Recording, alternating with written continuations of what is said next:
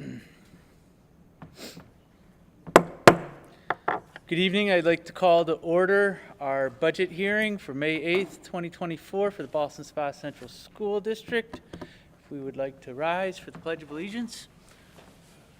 I pledge allegiance to the flag of the United States of America and to the republic for which it stands, one nation, under God, indivisible, with liberty and justice for all. I'd like to welcome those watching on the live stream. I'd like to welcome those who are here in person. If for any reason we needed to evacuate this library, there are emergency exits on either side behind me leading outside, and there is the exit leading into the hallway at the front of the library.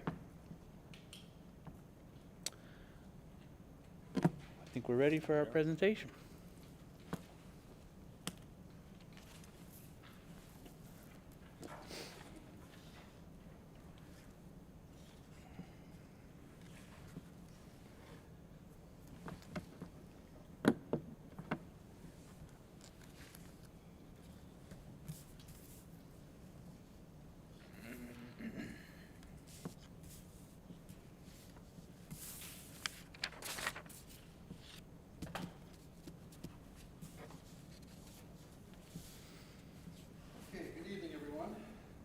Tonight is the budget hearing, and for the board members, this will be information that you've heard before, but it is a required process in New York State for schools to present, once again, a final version of everything that has happened over the last 3 or 4 months in the development of the budget. So let's just jump right in there and head through this. I will be talking about the budget itself and the revenue, and then Superintendent Cooper will be covering program itself. So, total proposed budget for next year is a 2.8% increase, and we're going to go through each of those sections again. You have support, instruction, transportation, and distributed. But first I want to just point out that we've talked about this before, that the budget drivers, the biggest budget driver this year was medical insurance.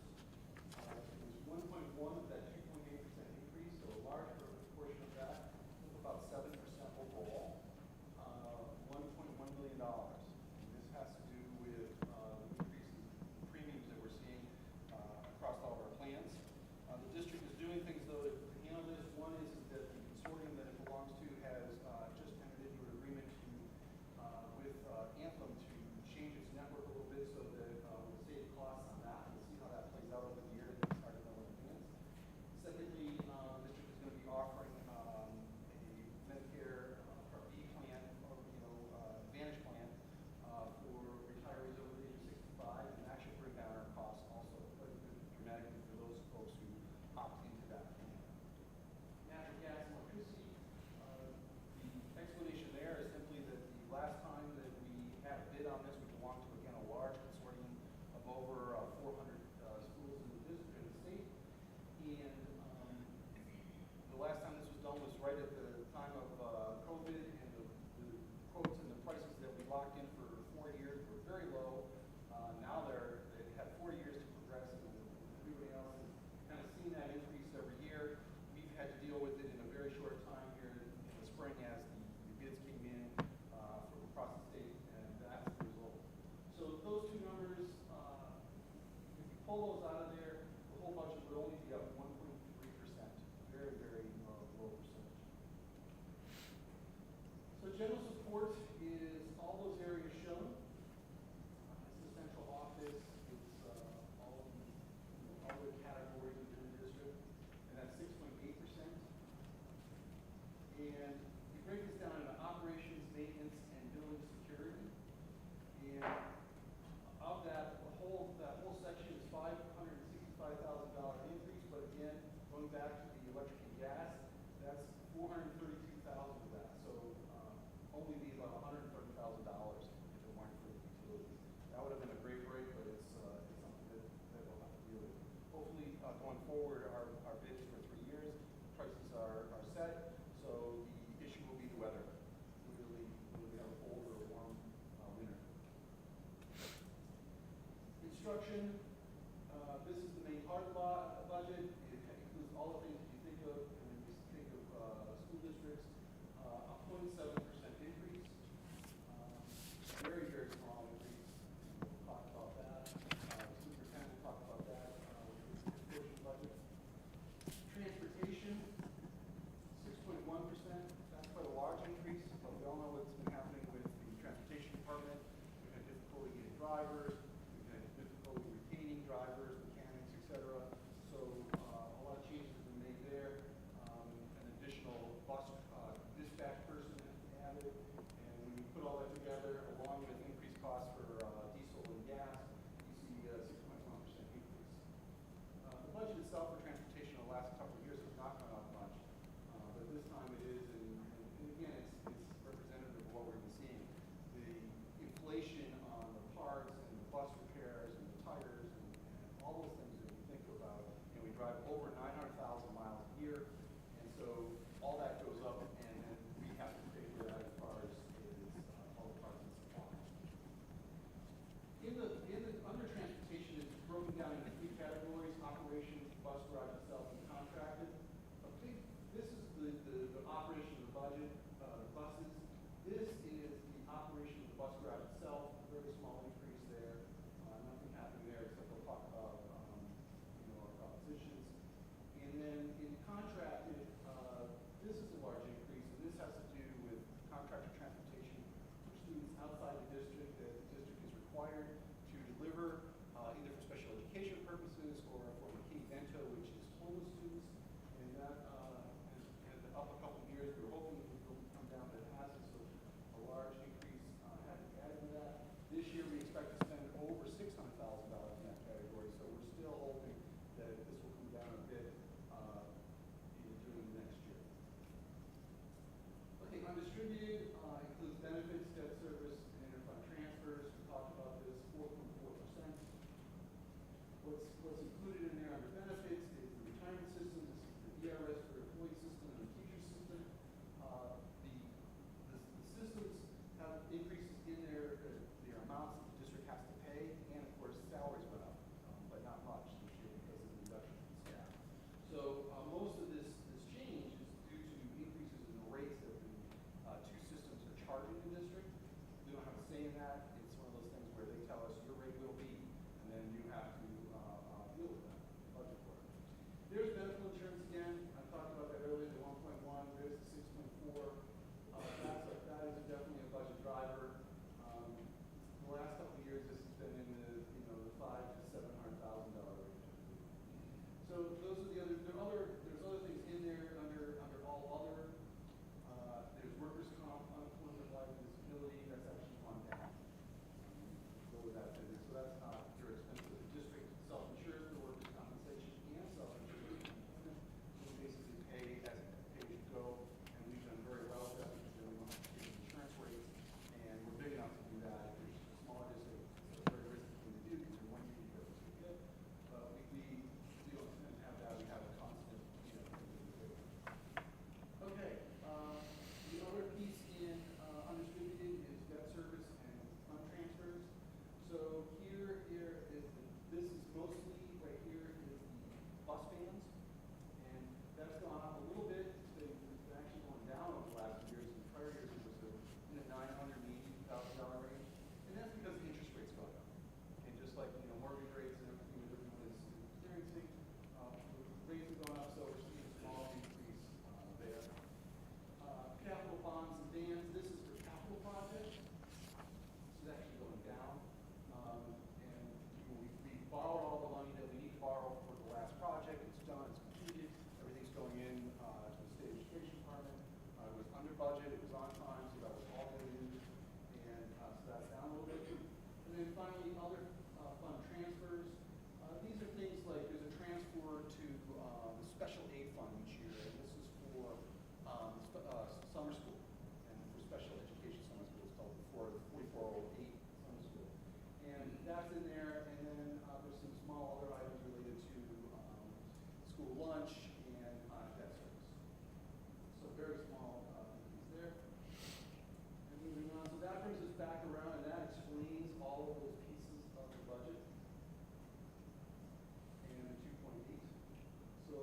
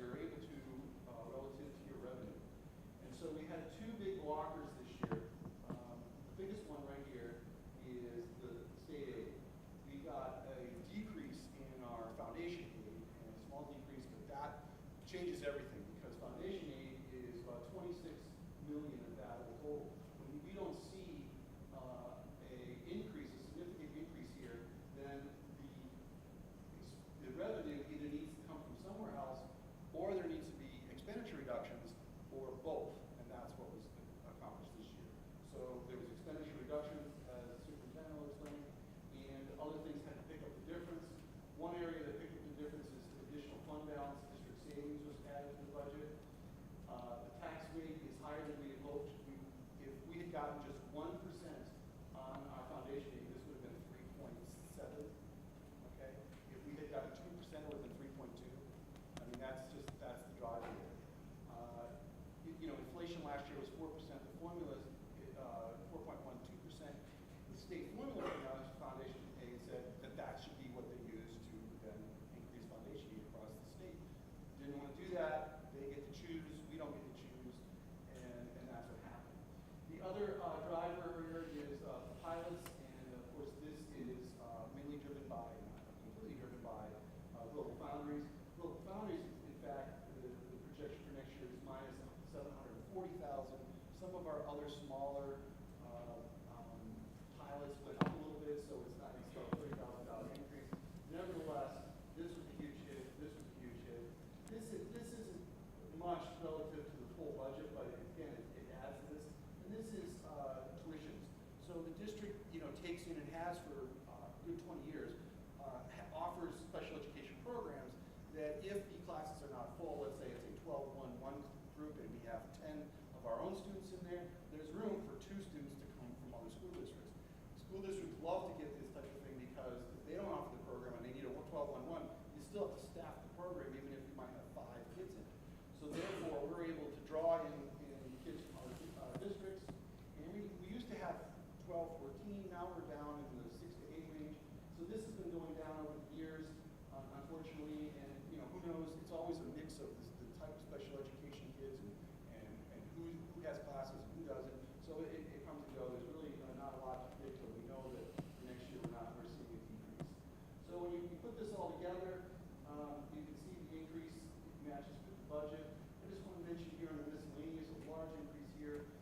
This is interest income. So just as inflation has caused us to have a lot of increases in our costs on supplies, materials, etc., the interest earnings on the district, our treasurer invests that money and earns interest on that, and that has gone up dramatically. We're predicting about $1.3 million next year. Even 4 years ago, that was about $60,000. That's how dramatic that is. Of course, 4 years ago, interest rates were essentially negative or zero because of COVID and the way they were funding, the Fed was funding the banking system. Okay, so this is just a further breakdown on aid, and this is the killer here. This is lower, but our expenses are lower, so we'll hopefully that'll come back in the future years. We did get a little bit of an increase down here in transportation, and our debt service is not changing much, so there's very little change there too. Percent.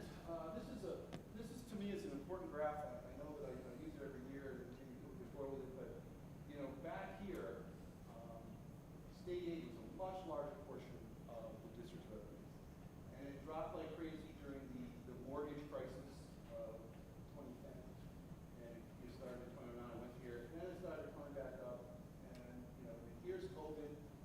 Then they funded the actual foundation aid for the first time. This was the formal years where they did not fund the foundation formally. And it's caused all kinds of trouble because of that. And then here we are again, kind of pushing back down. We'll see what happens next year, but the state simply can't afford it.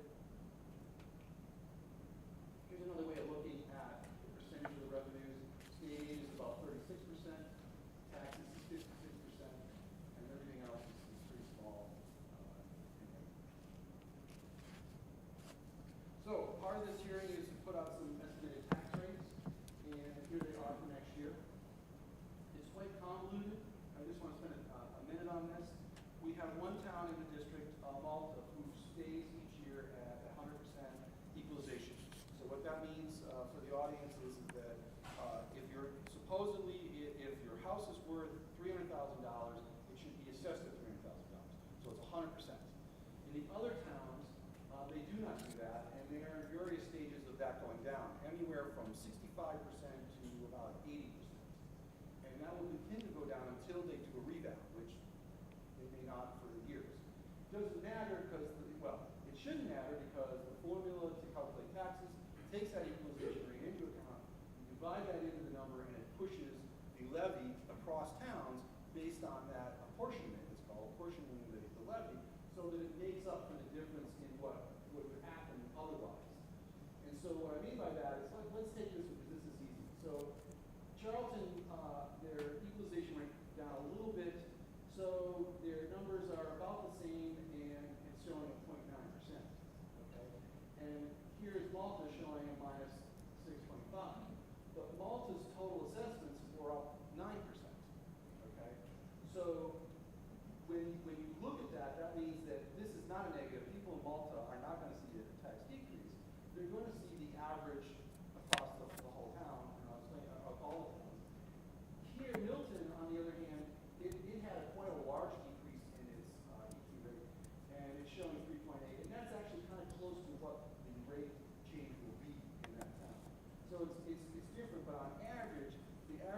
single-family homeowner should see about a 2.2% increase in their taxes. Okay?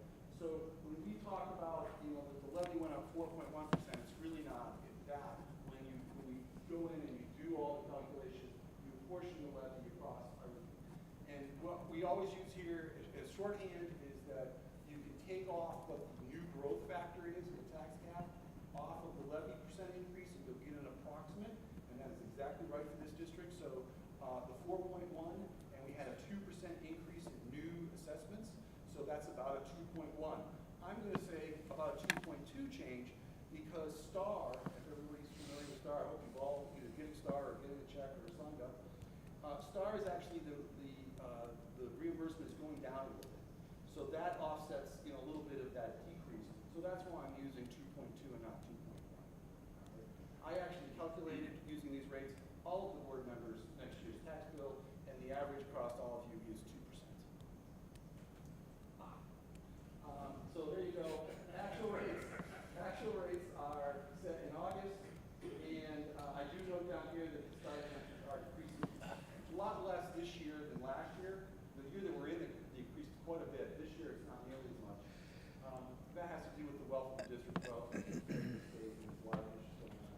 And so I write here, and it's very important that this doesn't mean that they're going down. They're not. They're going to go up. They're going to see a 2 to 3% increase, just like everybody else. And it depends on your house in any of these places. But particularly in Malta, you could have a house that there's been no changes to, and it was assessed at $300,000, and if they've increased the assessments on average by 10%, your new assessment will be $330,000. So that's the new rate that's the new amount that the rate applies to. So that's what offsets that rate change. Aren't they also updating every year? They update it every year. Some towns don't always. Yeah, the other towns do not update it. They haven't in 20 years. And 2006 was the last year, because I remember because I was here, they all stopped doing it. Before that, they were all at 100%. It's costly because you have to do a lot of work and you have to pay. Malta pays for an outside group to come in and do these revals. But eventually they'll have to do it. The town I live in is at 38%. I mean, probably in the fall when I get my tally, it's going to be like 30%. So that you divide 30 into your numbers, so it's way off. But again, the formula knows that and takes that into account and redistributes the levy. Okay, I want to point this out. This is very important. The tax cap. This is the tax cap for the district since 2018 school year. Here's the actual levies. This is the amount that could have been levied that wasn't. This year we're a lot tighter than we have been the last few years. Last time we were this tight was back in 2020. So again, it's significantly less, and I think we're doing a great job with that. This number represents all those changes that I talked about, specifically the decrease in the pilot payments, the increases in our assessed value. All that goes into that. That's why it's not 2%. It's 5.5 to 7% last year. And we could, in theory, tax that level. The district could, but it doesn't. It's much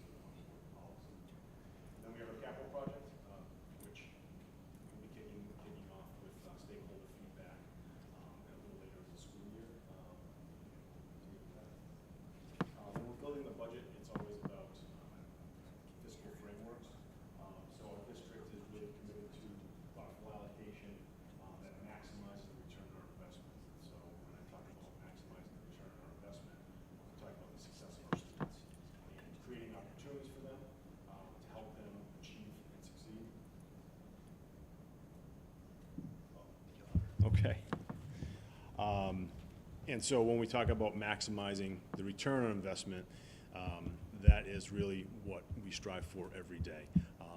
The path to education might look different for different students, but at the end of the day, when we're providing that meaningful diploma, we're offering those opportunities for our kids to really grasp and achieve their goals.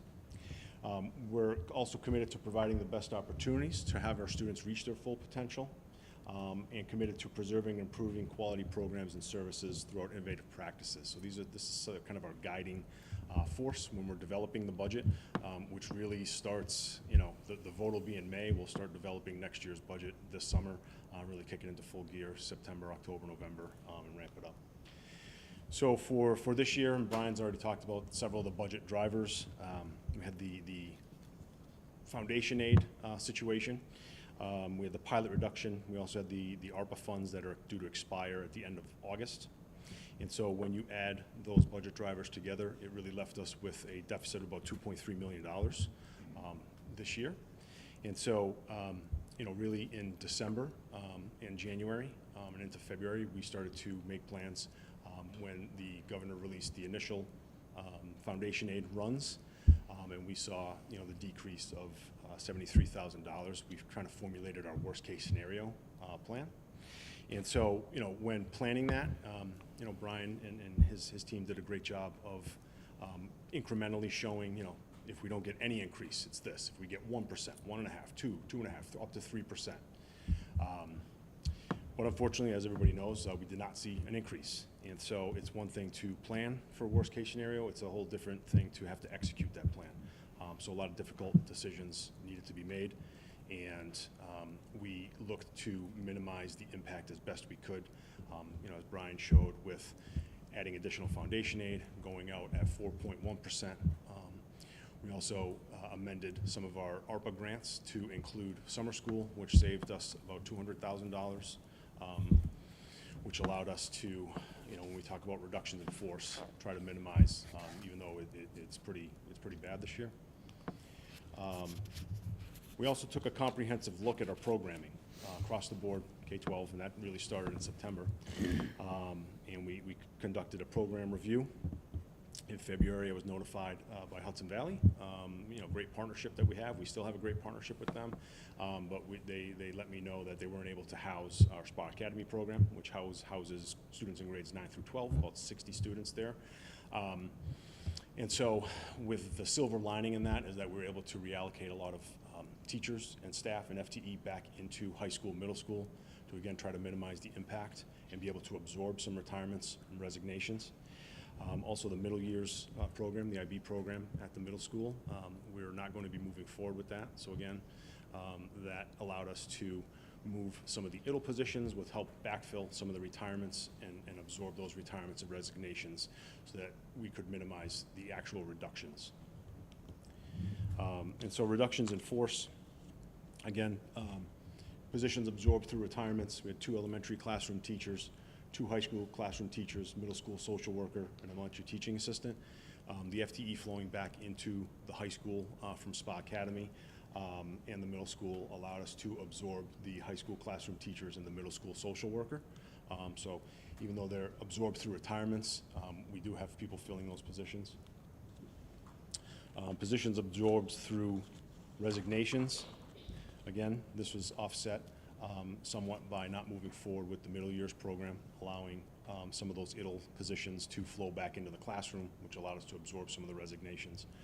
But we had some resignations that we will be absorbing: high school administrator, high school classroom teacher, middle school classroom teacher, 2 high school teaching assistants, 1 middle school teaching assistant, 2 elementary teaching assistants, and 2 high school aides. And then one of the most difficult decisions this year was the additional positions for reductions in force. And those this year, those look like 1 elementary aide, 2 elementary teaching assistants, 2 middle school classroom teachers, 6 elementary classroom teachers, 1 high school IDLE, 3 middle school IDLEs. And so had we not seen the increase in foundation aid we did last year, we would have been in this position last year, but we were able to offset that and do most of our reductions in force through retirements and resignation, absorbing those positions. Unfortunately, with no additional increase, we weren't able to do that this year.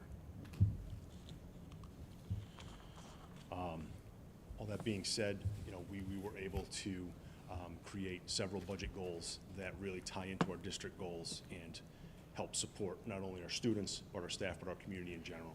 And so our budget goals this year, so first one here is bridging learning gaps and continuing to provide sustainable supports through responsible and consistent resource allocation. And so that's something that we really had to be mindful of this year with the situation we're facing.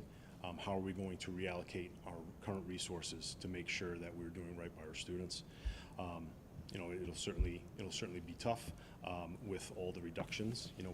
Year over year, we're looking at about 31 staff reductions in those three categories from all 4 bargaining units. But the result of these goals, we hope, are continued support for ongoing implementation of elementary reading, math, science, social studies, and social emotional learning curriculum, continued support for curriculum initiatives at the middle school, and providing support for continued implementation of the MTSS program that we've been working on to audit and make some adjustments to this year, and we'll continue to do that. Our next budget goal was maintaining support for additional student learning opportunities.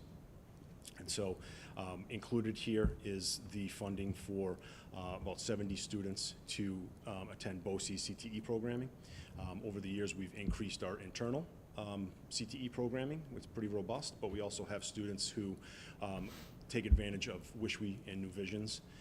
A lot of the more popular strands there are welding, heavy machinery, cosmetology, culinary, and the nursing program over at New Visions. And so included in the budget is funding for 70 students to attend that programming. Also, I talked about the summer school, being able to amend the grant allowed us to continue to run the summer school in grades 9 through 12 here at the high school and Summer Success K-8. So continuing to maintain and create new learning opportunities for our special education students. As Brian pointed out, the number of openings that we have that usually would be filled with outside people asking if they could send their students here. We've seen an increase in those spots being filled by our own students.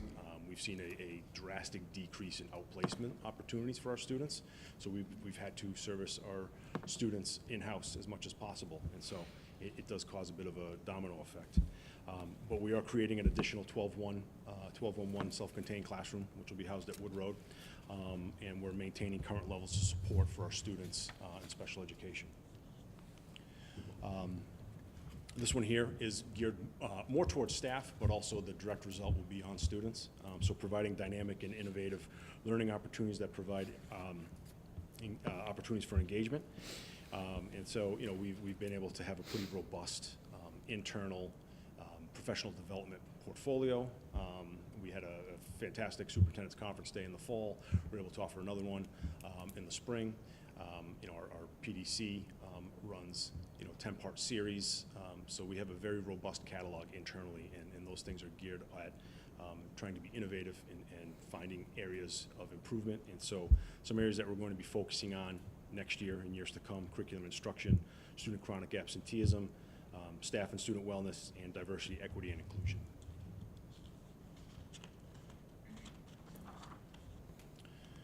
And finally here, our last budget goal is continuing to improve our district facilities to ensure a safe and secure campus for our students and staff.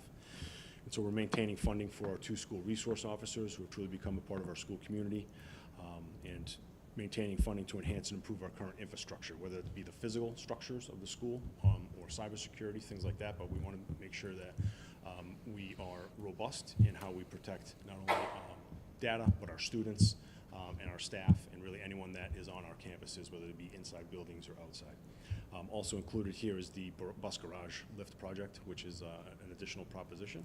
And so this is something that we had hoped to include in the next capital project, but our architects took a look and said that our bus lifts are not going to make it. These things are gigantic. They're embedded. They're about 20 years old, and they service our entire fleet. And they move. So some of our buses are larger, some are smaller, and these bus lifts have the ability to move and lift, I believe, 65,000 pounds, 65,000 pounds, 2 of them. And so this will allow us to replace one and then replace the other. which will keep our buses running. And as we know, knock on wood, we've hopefully kind of leveled off with the driver shortage, but if we can't maintain our buses and can't service our buses, that creates a whole different issue. So this budget goal and the result will be the garage lift. And so the annual budget vote and election is Tuesday, May 21st, and I encourage everyone to get out and vote. Thank you. So we'll have opportunity for questions. I know that you stated this before, but I think it's worth repeating. So for anyone who's impacted by the workforce reduction, what's the process for Yeah. future employment? Yeah, so it's, we call it the Pell List Preferred Eligibility List, and so whenever there's an opening, that person will get called for the next 7 years and offered the opening based on, certification and the qualifications.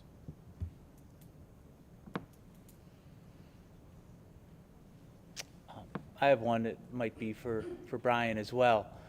Can you just describe the differences in staffing during the year and planning staffing for next budget cycle between the instructional staff and our support services area, like, the facilities and the bus drivers and things like that?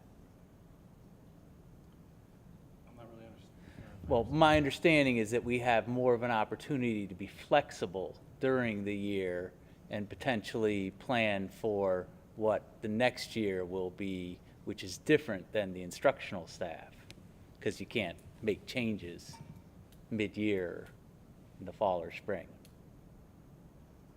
Or is there no difference? Not that I know of. Okay. Thank you. Any other questions?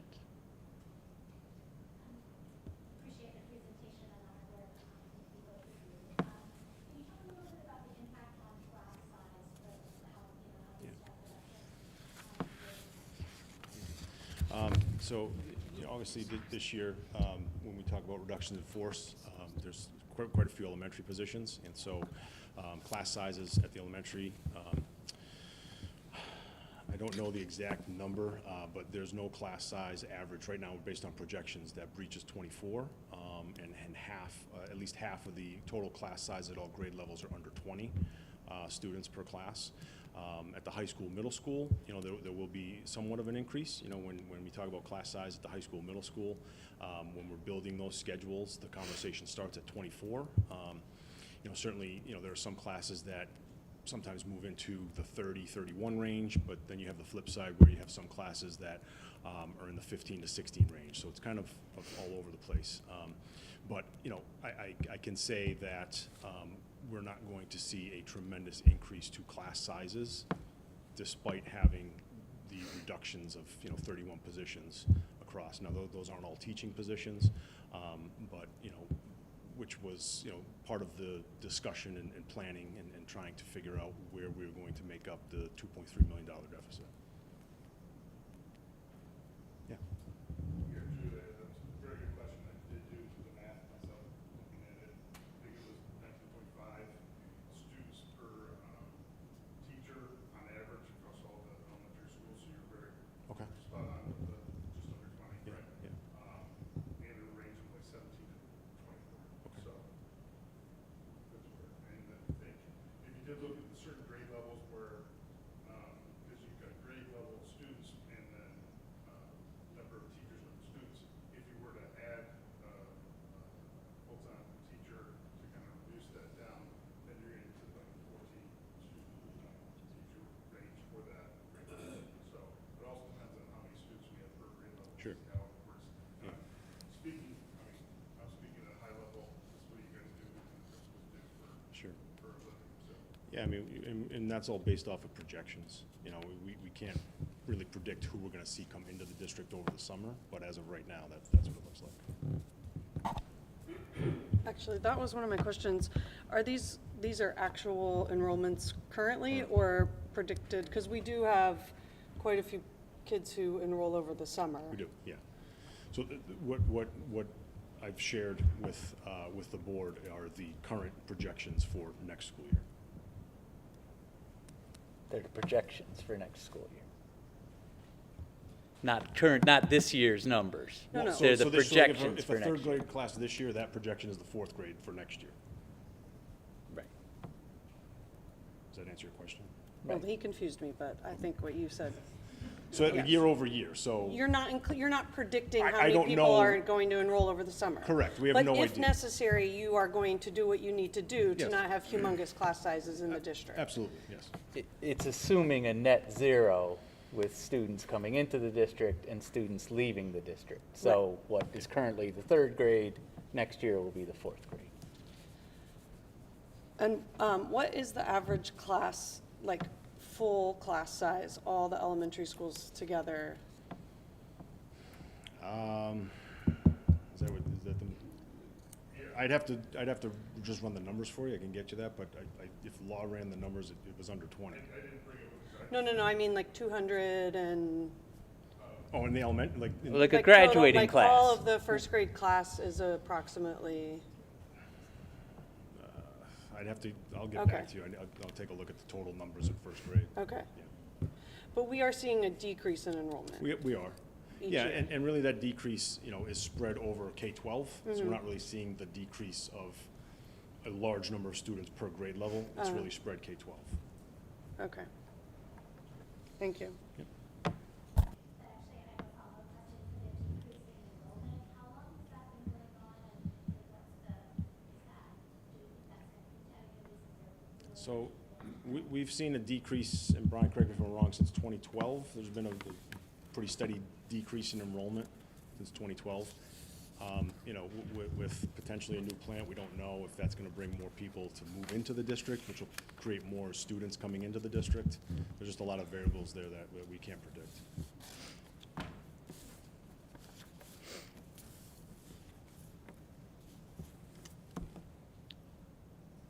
Okay, if there's no more questions or comments from the board members, now is the opportunity for the public to comment on the budget. And so I believe we do not have sign up. You can just approach the podium, state your name for our minutes, and please share your comment or questions.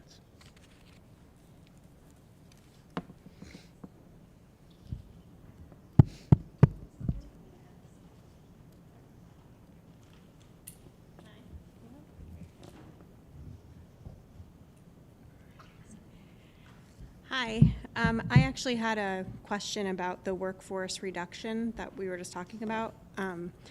Just wondering, in speaking to other teachers from neighboring districts, I know that many districts are actually hiring new teachers next year.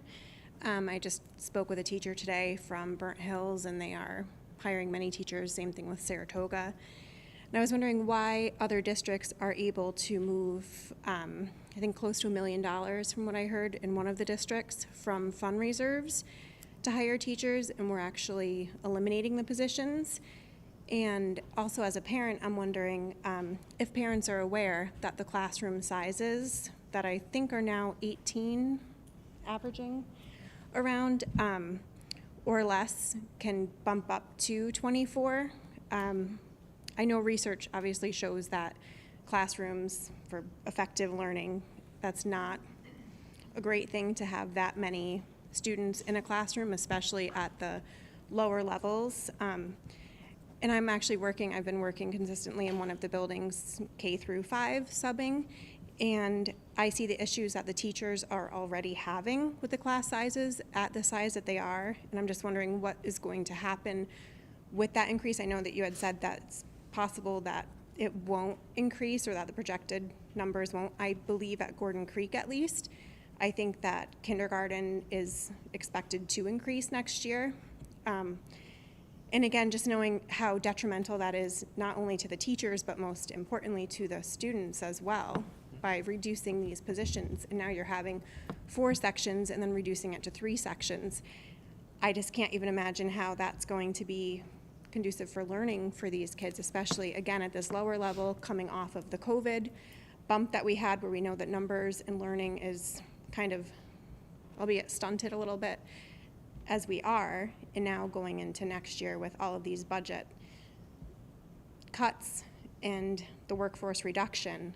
And I think it's sad. I know a lot of these teachers personally, And it's really a detriment to the district to be losing these teachers. Like, they are so valuable and so important for the well-being of our school, which I think is really, I mean, all of this, the budget and everything else, what it really comes down to is teaching these kids and providing that stability and the building blocks for them to advance to the next grade level. And I'm worried about our future of the district with these cuts and how that's going to affect, again, not only the teachers, but the students as well. Okay. I'll start with, I can't really speak to the other districts. I mean, the foundation aid formula is different for all districts. We are hiring some positions, mostly in special education, where, they're connected to IEPs. But as far as, the class sizes, we met with building leadership when we're talking about section reductions and taking a look at where we're going to see the least impact on those class sizes. And so, as I stated, we don't have any classes projected right now for next year to breach 24. There are several, at least half of all the classes in all 4 elementary buildings are under 20 still. And we do have a few that are in between the 20 to 24 class range. As far as the future of the district, again, that's difficult to predict. We don't know what foundation aid will look like next year. We don't know when the Global Foundries plant will begin construction. That certainly plays a part in the pilot and having some assessed value on that to kind of level things off.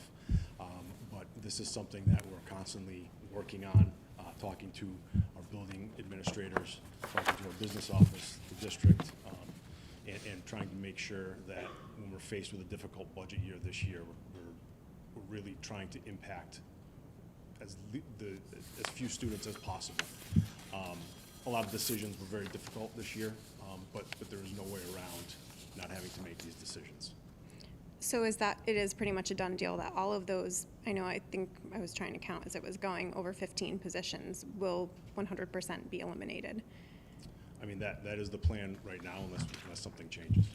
So what happens if, I know projections, we're hoping, I think everybody would hope that it's going to be lower because of that, but what happens if it's not? Because I know, obviously with Global Foundries and Malta, housing is popping up every day. People are moving in, so what happens if we get to a point that's not, If we see an influx of students, that changes the formula for foundation aid. So that would be different in terms of what we get from the state in that percentage of the pie for foundation aid. And so that would be something that we'd have to look at moving forward budget to budget. If our numbers started to increase, we wouldn't just stay level at these rates. We'd have to take a look at and see what we would need to do to ensure that we're not seeing elementary class sizes 25, 26, 30, like that. So we have to take a look. It's tough for me to predict what's going to happen as far as people coming in or out. I think during the first plant, I think we saw an increase of about 120 to 200 students, K-12, after the plant was built. 3 years ago. Yeah. So after the plant was built, in 3 years, that the district saw about 120 to 160 additional students, K-12. okay. And I'm sorry, I'm not well-versed in the budget, but the reserve funds that other districts have been, I guess, dipping into to cover hiring for teachers, is that? Yeah, so Brian talked about it. We increased those reserve funds from last year to this year. We put an additional $350,000 into that budget line to help mitigate reductions in force. So the total this year was $1,550,000. So even with dipping into those reserve funds, we still have to cut that many positions? And going out at 4.1% and doing everything we did to try to make up for as much as we could. Okay. All right, thank you.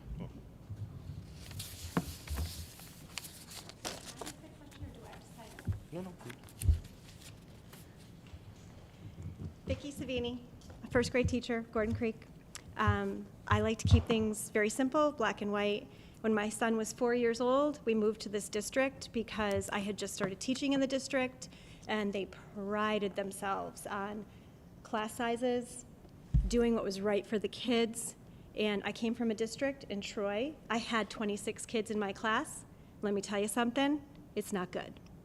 So when I hear now, as a first grade teacher, that we might be going from 18 that I have now, and my 18 are a handful, we have quite a handful in our building this year. When I hear that we might be going from 18 to 20 or 24, it seems like it doesn't make a big difference. But I have to ask, have any of you ever taught in an elementary classroom? K-1. Because in K-1, we are building their foundation. We are giving them those life skills. We're teaching them how to read. We're teaching them how to write. We're teaching them the foundations of math. And when you have 24 kids in front of you, who now you're not only dealing with some kids who really can't do the curriculum, and you have to supplement for that, but children who are coming in with more and more behaviors on a daily basis, that we have classrooms being evacuated every single day because of those behaviors, I have to wonder how these kids are going to learn effectively. Now, my son's graduating this year, so I could very well just be like this. But I can't do that because I teach here, and I care about my kids, and I care about my community. And I'm also a realtor, and I have people moving into Ballston Spa, and when they ask me about our district, I've always had pride.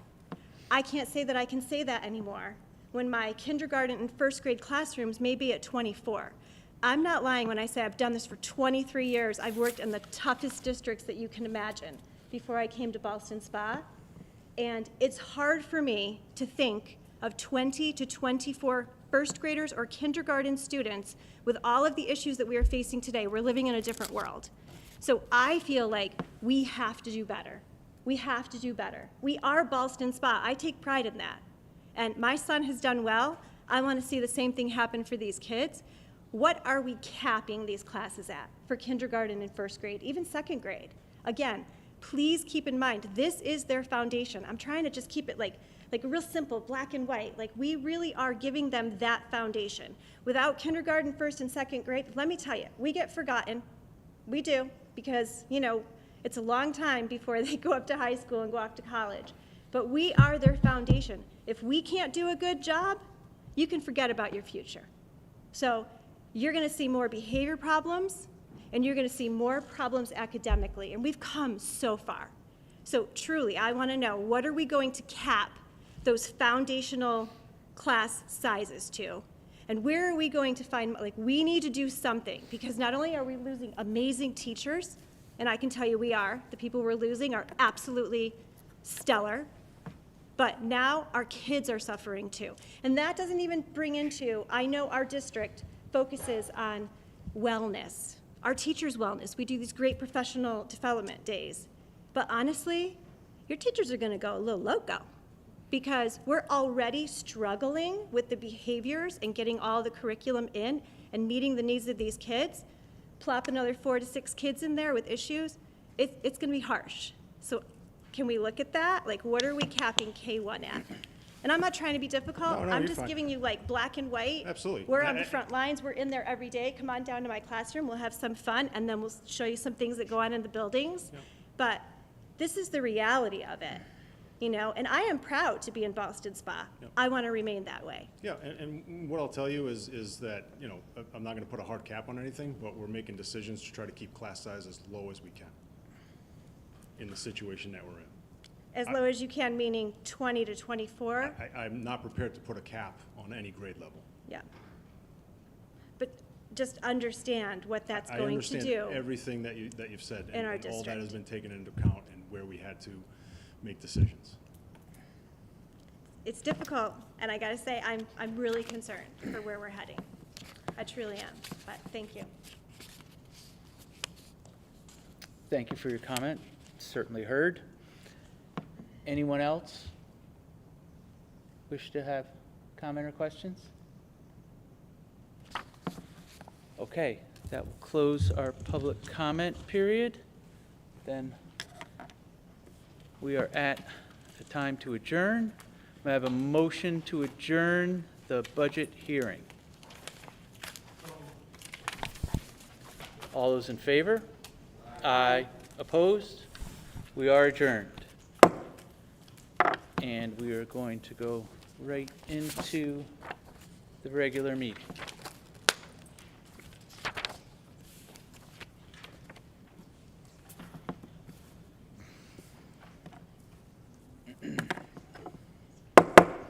So I'd like to call to order this regular meeting of the Ballston Spa Central School District Board of Education for May 8th, 2024. We did the pledge already at the beginning of the budget hearing, so we will go right into recognition. Thank you, Mr. Furneaux. So tonight, I just wanted to recognize our tremendous troop program. Over the weekend, they were nominated for 5 awards, and happy to report that our troop won Best Musical for Beauty and the Beast, and Zach Evans also won for Best Supporting Actor. So congratulations to troop, Zach, and all the nominees and all the hard work of our students, staff, pit orchestra. All told, I think it's about 150 participants. Tremendous season. Coming off of last year, we had a couple wins, really moving in the right direction for troop. And absolutely, we want to thank our staff members and our parent volunteers, community volunteers who really support the program and make it happen.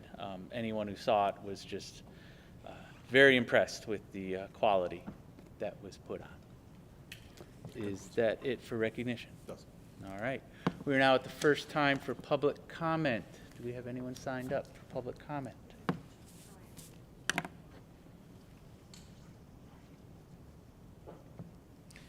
Thank you.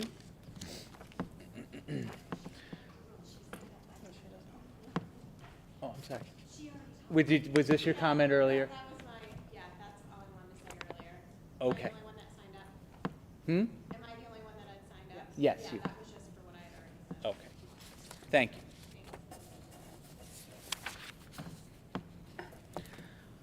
Student government report. Good evening, everyone. At the high school, we would like to congratulate Troop on their High School Musical Theater Award, where they won Best Musical in Tier C for the 2nd year in a row, and Zuzu Evans won Best Supporting Actor. Our sports teams continue to have great seasons, and sectionals will begin later this month.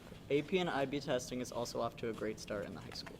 Starting tomorrow, the class of 2024 will begin selling prom tickets. Tickets will be on sale during all lunches for $50, and prom will take place on Friday, June 7th at Glenn Sanders Mansion. Finally, this Saturday, National Honor Society will be hosting their annual Touch a Truck event from 10 to 1 at Gordon Creek. We hope to see you there. Thank you. And the touch truck is up at the complex, right? Wonderful. And I know as we get towards the end of the year, we'll be seeing new student government representatives for the coming year. Yes, the last meeting, like the day after graduation, will be transfer. I will not be here. Our new Okay. people will be taking over. All right. Well, we look forward to the new folks, and we'll see you for a few more meetings then. Thank you. Wonderful. Thank you. And you may excuse yourselves now.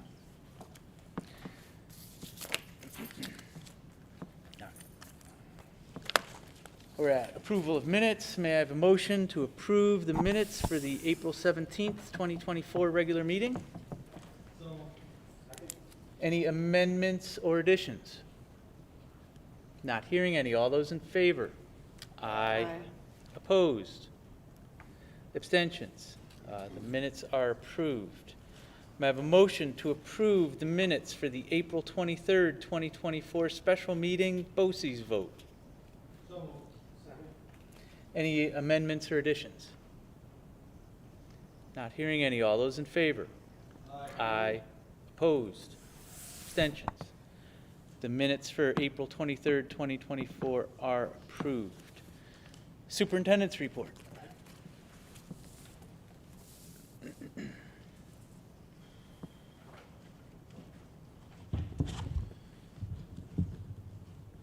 Thank you very much. So tonight I wanted to provide some program updates, mainly at the high school. And so, we just discussed program adjustments and the comprehensive look we took at all our programs across the board. And so tonight we're going to talk about a couple of program adjustments. And really, included in this was what we talked about with Spa Academy and the middle years program at the middle school.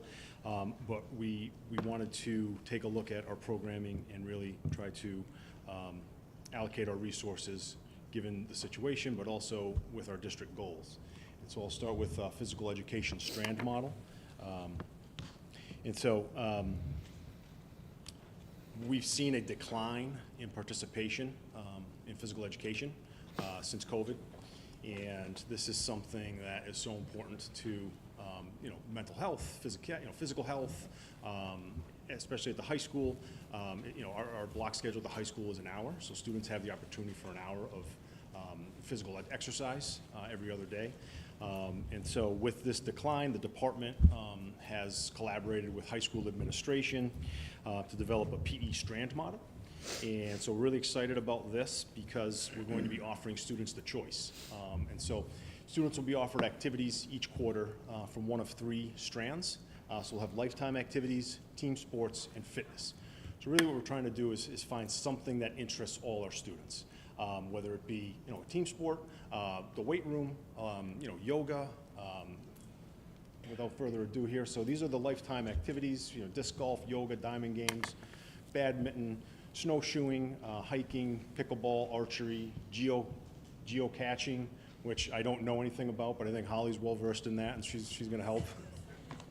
But really, our goal here is to have students choose what they're interested in.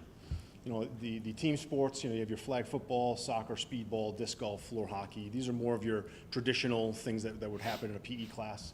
And then your fitness, fitness introduction. Maybe someone wants to learn how to, lift weights or be a little more physically fit, so they need a little introductory course.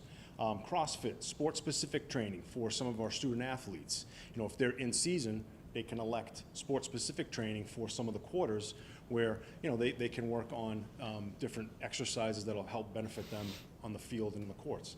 Metacon, not quite sure what that is yet, but it sounds very interesting. And then I like quarter 4 here, personal fitness program creation. So we want our students to leave with a base knowledge of fitness, but we want them to continue with that. And so they'll have the opportunity to switch after 5 weeks. So if they pick badminton and it's really, okay, it's not for them, after the 5-week period, they can then choose a different thing, cooperative games, or maybe they want to try floor hockey. So what that means is there's 2 activities per quarter if a student chooses, or they can just stick with 1 activity for the entire quarter. And so we're really hoping that this will allow our students to be active physically, to help with that mental health component, to get that kind of energy out, stress level out, help them refocus, and really develop an appreciation for potentially a new sport or a lifetime activity. And so we'll be implementing this coming fall of 2024. It will be 9 through 12 co-ed classes, and the PE staff and Principal Robinson have already worked on how they're going to differentiate based on either grade level or ability level. So we don't want someone, a 9th grader matched up with seniors at different ability levels, and so our PE staff is going to be really cognizant of differentiating the different groups within these activities based on how many kids are there. And so first preference will go to seniors and then all the way down. And I think that selection process will start by the end of the year for kids going into grades 10, 11, and 12. And then at our freshman orientation over the summer, the 9th graders will choose. So really excited about this. I think it's going to be very beneficial for our students, also our PE staff, but just the building in general. We just haven't seen pre-pandemic levels of participation in PE. And so I'm hoping that this will really help change that. Our next program adjustment is with the high school IB program.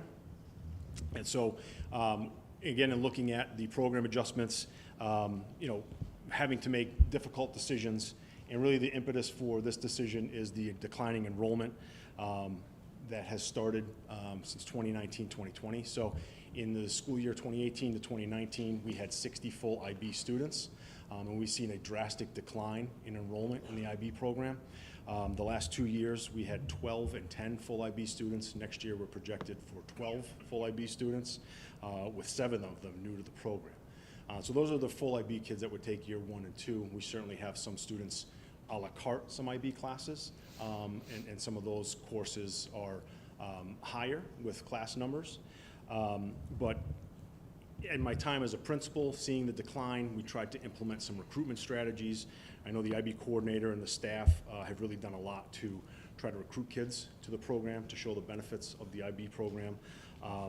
But looking at next year's course selections, out of the 21 IB courses that will run, 16 currently have sizes in the single digits for 24-25.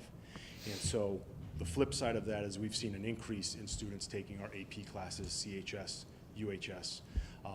And so with class sizes in the single digits for the majority of those classes, we are only going to be offering year 2 courses next year. This will allow our current full IB students to finish the diploma program. And then students who selected year 1 courses this year will meet with school counselors to find an appropriate alternative course for 24-25. So year 1 will be phased out next year. We'll complete year 2 to allow those students who are currently enrolled in the IB program to finish with the IB diploma. Certainly not an easy decision or one that was made without thought and taking a look at the data and kind of measuring pros and cons. But you know, any current teachers that won't be teaching year 1 next year will be reassigned based on their qualifications and their certifications. You know, really the silver lining here is that we have a lot of high quality dedicated educators that are going to be in front of more of our students at the high school level. And so I think that will have a very positive impact. But you know, a difficult decision to make, but truly based off of the decline in enrollment and really everything we've tried to do to you know, engage students in trying to be more thoughtful about their course selections. We're just not seeing the enrollment, and we haven't for 4 or 5 years. I'll open up for questions.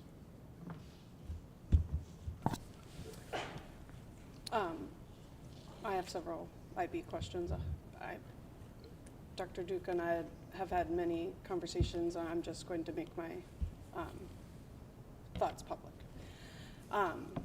I'm very disappointed that the district is getting rid of this program. It is our most rigorous program, and it creates a holistic learner, and I'm very disappointed that this program is going away. My first question is, is the district going to be offering the students to be able to go to Queensbury if they're interested in going for a full diploma? We haven't. Was that option? I didn't mean to interrupt you, but when they spoke to the parents and the students, was that offered as an option? So students haven't been notified yet. This is the first. Okay. Is that going to be? We haven't discussed it, but you know, I won't leave it off the table when those discussions happen. I'd have to get some more information on what that would look like. Is the district willing to consider that? I'll have to have some conversations with, you know, business office and the IB coordinator to see, but.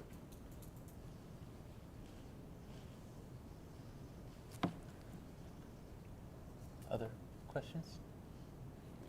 I mean, not if that is not something that the district has considered yet. Truthfully, we haven't considered that yet.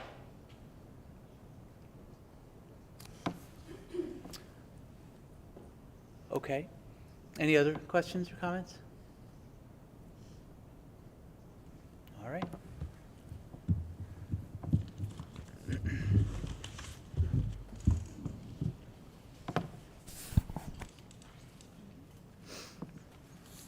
That concludes the superintendent's report. Committee reports. Don't believe we have committee reports. Correspondence to the district. We had 6 total this time frame. We had 4 emails, 3 regarding student matters, 1 regarding AED device placement. We had 2 calls, both regarding student matters. Okay, and correspondence to the board. We received 3 emails since the last meeting. 1 was regarding the budget and 2 regarding student matters. Announcements, Mr. Williams.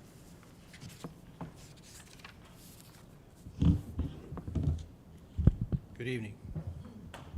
Can you hear me now? You've heard some of the activities that are happening in the month, and there's a lot going on during the month of May. The music department is presenting 9 spring concerts during these next 3 weeks, so everyone's invited to come out and see one of the concerts. They're at the elementary schools as well as the middle school and the high school. All that information is on the website. Next week, we'll be doing budget presentations in the various communities. So we'll be in the town of Ballston on Monday, May 13th at 6:30. We'll be in Malta Community Center on Tuesday at 6:30.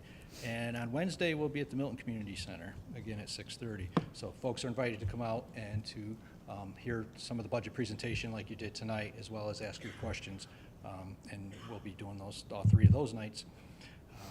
The budget vote itself is on the 21st, and along with that is the high school varsity concert, where they'll also do their senior recognition. So it'll be a busy night here at the high school facility, both for the voting activities, the school pride day activities, as well as the concert. The next morning, we have our early college high school project exhibition.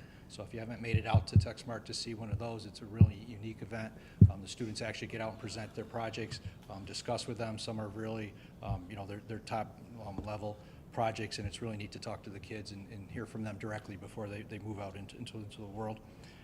And then that evening, we have our National Honor Society induction ceremony here at 6 o'clock. So it's just a very busy time, but that'll be in the auditorium at 6 o'clock. The board meeting itself will start in here at 7:30, so we're going to delay it a half an hour so folks can go to the National Honor Society and then come on up here to the board meeting. And that's all I'm highlighting tonight. Thank you. Any other announcements for any of our liaisons, our community groups?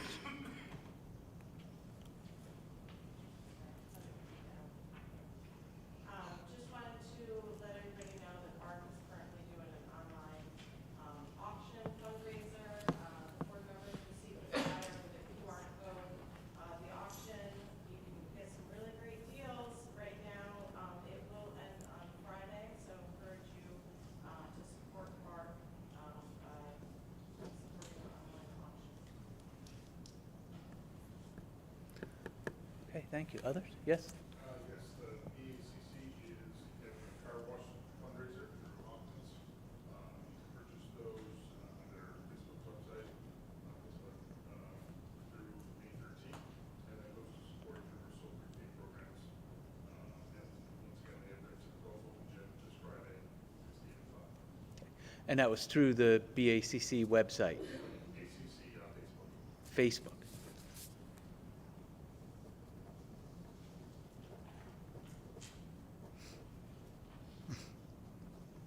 Thank you. Other announcements? Okay. Old business? Don't believe we have any. New business? I have a motion to approve resolution number 510, appointment of chairperson, chief inspectors, and election inspectors. Any discussion? Not hearing any. All those in favor? Aye. Opposed? Abstentions? Resolution number 510 passes. I have a motion to approve resolution number 511, reorganization meeting. Any discussion? And I just want to share, this is the reorganization for the Board of Education, and it will be held on Wednesday, July 10th.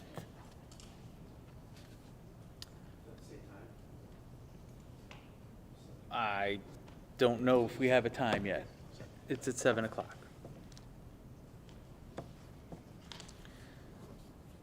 All those in favor? Aye. Opposed? Abstentions? Resolution number 511 passes. I have a motion to approve resolution number 512, agreement, professional services. Any discussion? Not hearing any. All those in favor? Aye. Opposed? Abstentions? Resolution number 512 passes. I have a motion to approve resolution number 513, agreement, shared services. Any discussion? Not hearing any. All those in favor? Aye. Opposed? Abstentions? Resolution number 513 passes. I have a motion to approve resolution number 514, award of bid, transportation. Any discussion? Not hearing any. All those in favor? Aye. Opposed? Abstentions? Resolution number 514 passes. May I have a motion to approve resolution number 515, award of bid transportation? Any discussion? Not hearing any. All those in favor? Aye. Opposed? Abstentions? Resolution number 515 passes. I have a motion to approve resolution number 516, award of bid, general, electrical, and mechanical construction. Any discussion? Not hearing any. All those in favor? Aye. Opposed? Abstentions? Resolution number 516 passes. I have a motion to approve resolution number 517, obsolete equipment. Any discussion? Not hearing any. All those in favor? Aye. Opposed? Abstentions? Resolution number 517 passes. I believe I saw on the list a whole bunch of those overhead projectors. Boy, that hits you. High technology back in the day, the overhead projector. Resolution number 518, scholarship changes. Any discussion? Not hearing any. All those in favor? Aye. Opposed? Abstentions? Resolution number 518 passes, and we very much thank the groups that are supporting our students through these scholarships. I have a motion to approve resolution number 519, acceptance of donation. Any discussion? Not hearing any. All those in favor? Aye. Opposed? Abstentions? Resolution number 519 passes. We thank all those involved at the middle school with the donation. I have a motion to approve resolution number 520, acceptance of donation. Any discussion? Not hearing any. All those in favor? Aye. Opposed? Abstentions? Resolution number 520 passes. We would like to thank the Foundation for Engineering Education for their donation. I have a motion to approve resolution number 521, transfers. Any discussion? Not hearing any. All those in favor? Aye. Opposed? Abstentions? Resolution number 521 passes. I have a motion to approve resolution number 522, placement of students with disabilities. Any discussion? Not hearing any. All those in favor? Aye. Opposed? Abstentions? Resolution number 522 passes. I have a motion to approve resolution number 523, placement of preschool students with disabilities. Any discussion? Not hearing any. All those in favor? Aye. Opposed? Abstentions? Resolution number 523 passes. I have a motion to approve resolutions number 524 through 530. I have to announce that resolutions number 524 through 531 are recognized as a consent agenda for the purpose of the Board of Education action. May I have a motion to approve the consent agenda, resolutions number 524 through 531? Any comment? And I would just like to recognize that Mr. Mr. Rasmussen is in the audience, and we congratulate him on his appointment as the principal at our middle school. And all those in favor? Aye. Opposed? Abstentions? The consent agenda, resolutions number 524 through 531, passes. Do we have any other new business? Not hearing any. Now is the second time in our meeting for public comment. Do we have anyone signed up for public comment? do not. Do we have anyone from our associations? Okay, PTSA updates? Quite a few announcements. Ballston Terrace had their book fair last week, and they're happy to announce that every student went home with a book. They're also in the last week of their fitness fundraiser as part of May's Mental Health Month. They are hosting a lunch for teachers on Friday to celebrate Teacher Appreciation Week. They want to thank Dent Forest, Iron's Edge, Milton Tavern, Neighborhood Kitchen, and the many families for their donations. They are also planning a talent show for June. Malta Ave is asking for help from 3rd and 4th grade caregivers to help with the 5th grade moving up ceremony on June 25th. You can email Jenna Macri for details. And Gordon Creek is having their teacher and staff appreciation lunch tomorrow. Neighborhood Kitchen food truck will be outside during lunch, and drinks and desserts will be in the staff lounge. They're also having their spring fling on May 17th from 5:30 to 7:30. They'll have food trucks, bounce houses, face painting, a photo booth, and more, including a reptile exhibit, which I think might be a hit. For the high school PTSA, after prom planning continues. They need volunteers, shoppers to pick up prizes for students. They need help setting up the window in the lobby, and also they still need volunteers for the night of the event, especially night owls who can stay until the very end. Also, they'll have a table set up on the day of the budget vote, basically promoting the after prom event. And finally, a number of the PTAs in our district are looking for officers for the next year. Woodrow, Gordon Creek, and the middle school are searching for officers, so if you're interested, please reach out. And definitely a lot of help with our PTAs. They're a great organization to help our teachers be part of our community.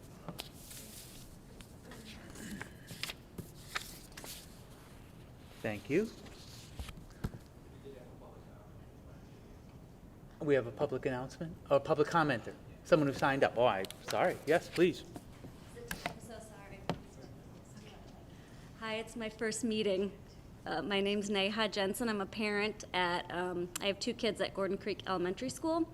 And I just heard about the layoffs that are affecting Gordon Creek in particular. And I was just wondering if there would be specific communications to the parents that will be directly affected by that before the public budget meetings that I think were announced are going to be at the community centers next week, because I think parents would show up.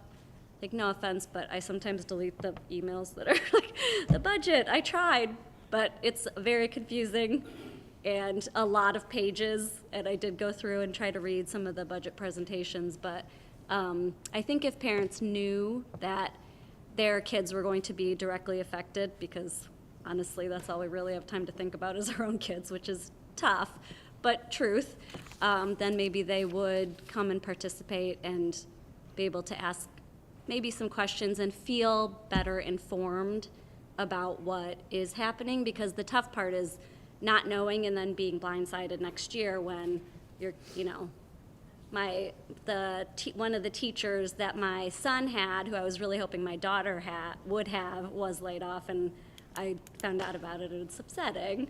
But just to be well informed and as part of the parent community, I think it would be helpful if there could be maybe a more direct communication instead of it being enveloped in a large communication about a general board meeting or general budget proposal for specific schools that are being affected. I don't know if that's against the rules or possible or any of that, but at this point it's word of mouth, and we are, you know, if you come to the Luther Forest soccer fields, you can talk to like every parent that goes to Gordon Creek. But just a suggestion and a thought, but I thank you for your time. And Thank you.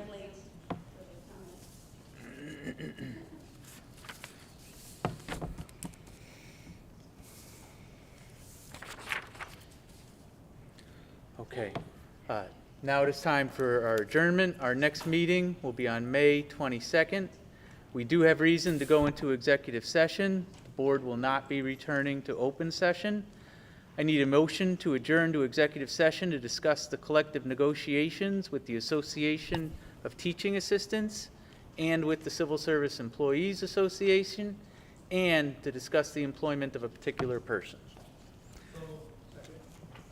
I'm sorry, I have to ask for the motion. May I have a motion to adjourn? All those in favor? Aye. We are adjourned.